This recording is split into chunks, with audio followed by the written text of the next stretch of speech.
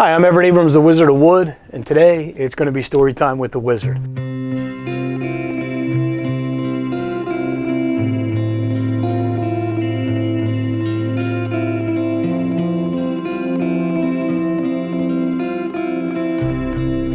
want to tell you a story about a job we just recently have completed, and it's a log cabin restoration job. So what happened, where the story begins, is we get a call from a customer, obviously, asking for an estimate to restore their log cabin. They have a smaller log cabin. It's an older log cabin in a very historic area in southern New Jersey. So I go up and I meet with the couple and find out first what their expectation is. When I look at the logs, they have 3 coats of paint on them. In this community, a long time ago, and it just kind of kept going with the times, people would gather around and get paint, and then they would mix. If somebody had leftover paint, they'd mix it with the next neighbor or whatever, and then they would paint it. And there was never any true color or anything. Nobody had colors. They're all brown, mostly dark brown. But in this particular case, even the chinking, which was old masonry chinking, if you're not familiar with that, there's synthetic chinking, which is the current stuff, moves with the logs, and there's the old masonry chinking, is made with Portland cement, lime and sand, but a Portland cement recipe. And that was just painted over the same color as the logs. Usually when you see that on something old, the chinking, the masonry chinking is painted white. In this case, it wasn't. As you'll see in the pictures in the video of us doing the work, you will see this painted surface. When you have 3 coats of paint or even solid stain, you know you have a little bit of a task ahead of you. So it's going to take a little bit more time and so forth. There'll be a little more labor involved. Now, being an older log cabin, when I talk to the customer, we have to figure out how we're going to restore this. There's basically 3 ways to restore a log cabin. One is by hand, doing a lot of work by hand with tools and so forth.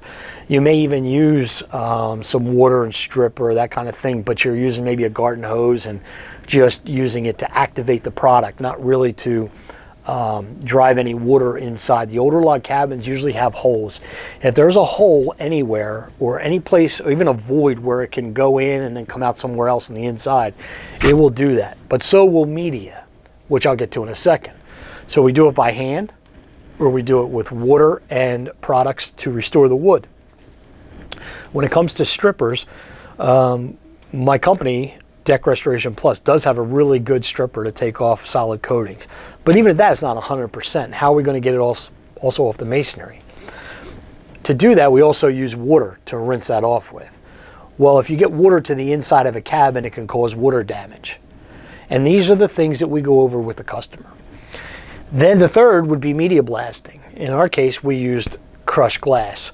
You used to use corn and walnuts, corn cob media and walnuts, but a lot of, well, there were some issues using that because if you didn't prep the surface enough and you left any residue, it could mold. Being a food source, it's molds underneath the stain, and then you have issues. So crushed glass doesn't do that. Some people soda blast, and there's also dry blasting too. But we used crushed glass in this particular job. So we talked to the customer. The customer says, okay, we're going to do that. The one thing that you have to, even if you set the expectation with a customer, and this couple just moved into the new home. For them it's a new home. They're calling it their forever home because this is where they plan on staying after retirement, and this is going to be their home. And they want to make sure the logs last as long as they can. There's some rot on the logs, and a lot of that is because it's holding moisture because of these 3 coats of paint that are on there. So we want to remove that. We want to remove that using the media blasting method.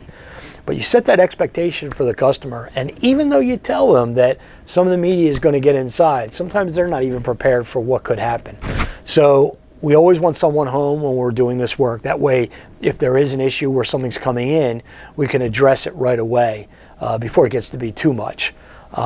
We've had instances where we didn't think anything was going in the house, and somebody opens up the closet and there's, so much media inside the closet because it found a void and then went in, and we didn't know it.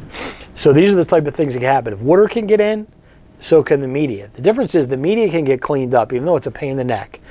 But water usually will stain and cause other problems, especially if no one's home and it's left to sit and so forth. That have to be addressed as well.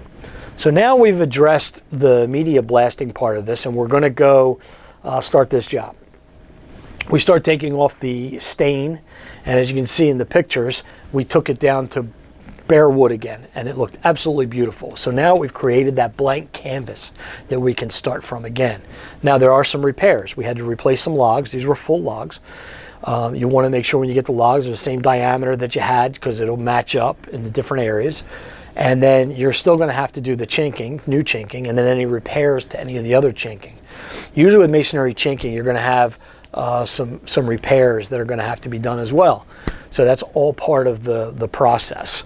Now, as we start to do this, then the customers start to sit there and go, hey, now I see why we're doing this. This looks great. This is going to be amazing. And it is. So we take off that painted surface, like you see in the pictures, and then we get it to the natural. And then the natural tone of the wood and the natural wood. Then they choose a stain to pick from. Now in this case, they wanted to go with a dark brown and then a lighter brown on the chinking.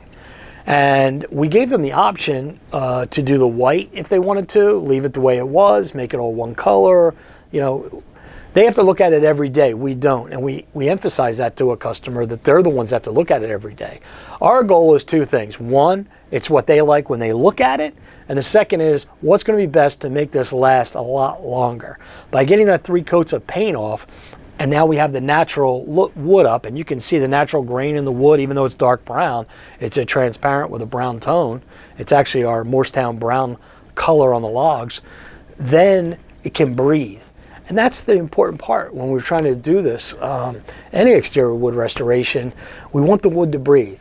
The difference between a paint and a stain is stains are more permeable. They allow for the wood to breathe. We want the wood to breathe. That'll make it last longer, let it dry out longer.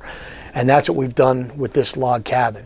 So at the end of the day, it's pretty neat when the customer comes up to you and says, Everett, we're so glad we went with DRP. We're so glad we went with the Wizard of Wood. We're so glad we went with you.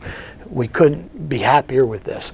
The appearance is just a bonus. We know this is going to last longer. You were right. This is the way to do it, so forth. This is what the process is when you're doing log cabin and log home wood restoration. And the process usually starts out with talking to the customer, explaining everything in detail, picking the plan, getting them to buy into the plan, working the plan, because honestly, media blasting, even with water, it's going to create issues. It's going to create problems. There's going to be something that's going to pop up, usually on most of these, unless it's a newer cabin, which we do those a lot. The newer cabins where they're real nice and tight and chinked and so forth, you know, you can use the water, but in these older cabins, it's a big difference. And I've seen $500,000 lawsuits where people did water damage to the inside of an older cabin. So you got to be careful, and you have to know both sides of this. So anyway, we take the media blast and we do that. We bring that back to the natural wood. Once you have a blank canvas, we all like that. I love when I can stain a new deck that has never had any stain on it. When I get somebody's log cabin or wood home that has never been stained or anything. So we're kind of recreating that blank canvas artificially by removing these old coatings and bringing that wood back to that natural tone. And we can build upon that. And at the end of the day, once you get it all done, the look on a customer's face is amazing. And that's what makes it well worth it. Log cabin restoration. It's a kind of a niche. It's kind of a fun thing.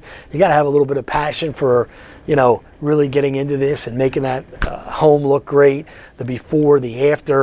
I mean, it's just a drastic difference, as you can see in the pictures and what we've done here with this. So hopefully you've enjoyed this story and you enjoy the pictures and what we've done here with this cabin. For more on this, you can also visit our Deck Restoration Plus DRP Enterprises Facebook page, where we have a few more pictures and some stories on it as well. So I'm Everett Abrams, the Wizard of Wood. I appreciate you stopping in and checking out Story Time with the Wizard and understanding how we do log cabin restoration and how others may be able to do it as well. So hopefully this video was very beneficial to you.